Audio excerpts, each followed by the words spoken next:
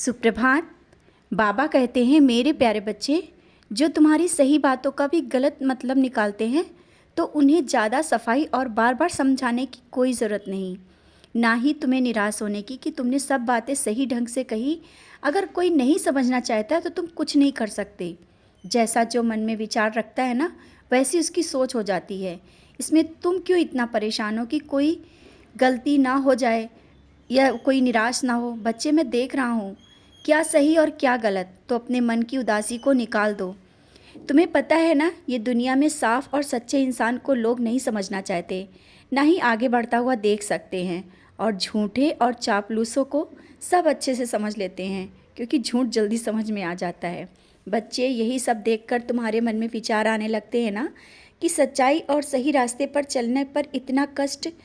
तो आज मैं तुमसे फिर से कहता हूँ, झूठ और चापलूसी से भले ही वो आज आगे बढ़ रहा है, लेकिन वो मन में झूठ का भार लेकर चलता है, क्योंकि वो दिखावा और झूठ की दुनिया में जी रहा होता है।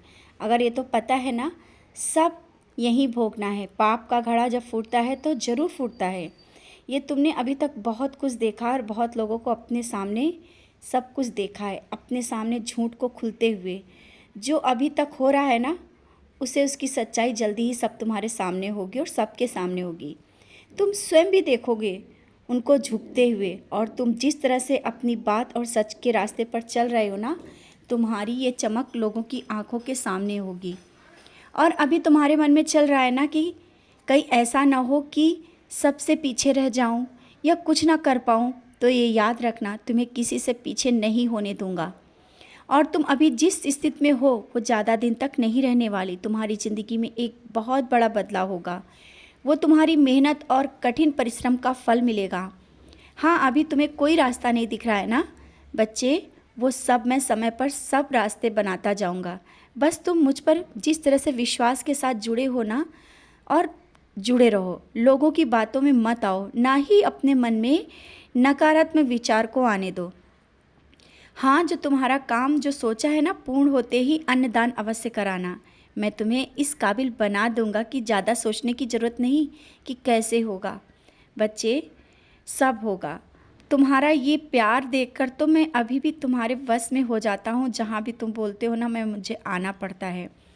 और तुम जिस तरह से लोगों को उदी का सेवन और उदी का विश्वास के साथ उसको देते हो ना, तुम्हारे इस विश्वास का मैं मान रखता हूँ। भले ही वो उस भाव से उदी को ना ले, लेकिन तुम्हारे भाव को मैं तो देखता हूँ।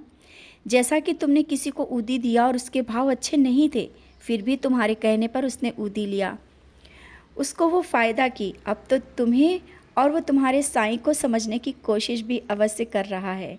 और तुम्हारे द्वारा जो उदी है ना, जो लोगों को देते हो, बहुत लोगों के जीवन को बदला है। आगे भी ऐसे कार्य करते रहो। मेरा आशीर्वाद तुम्हारे साथ है और तुम्हें जल्दी ही शिरडी बुला रहा हूँ। अब तुम बहुत खुशियों के साथ, जो खुशियाँ तुम मांग के गए थे ना, अब उन खुशियों के साथ तुम मेरे पास आओगे। बहुत खुशी खुशी जल्दी ही तुम शिरडी आ पाओगे। मैं बुला रहा हूँ।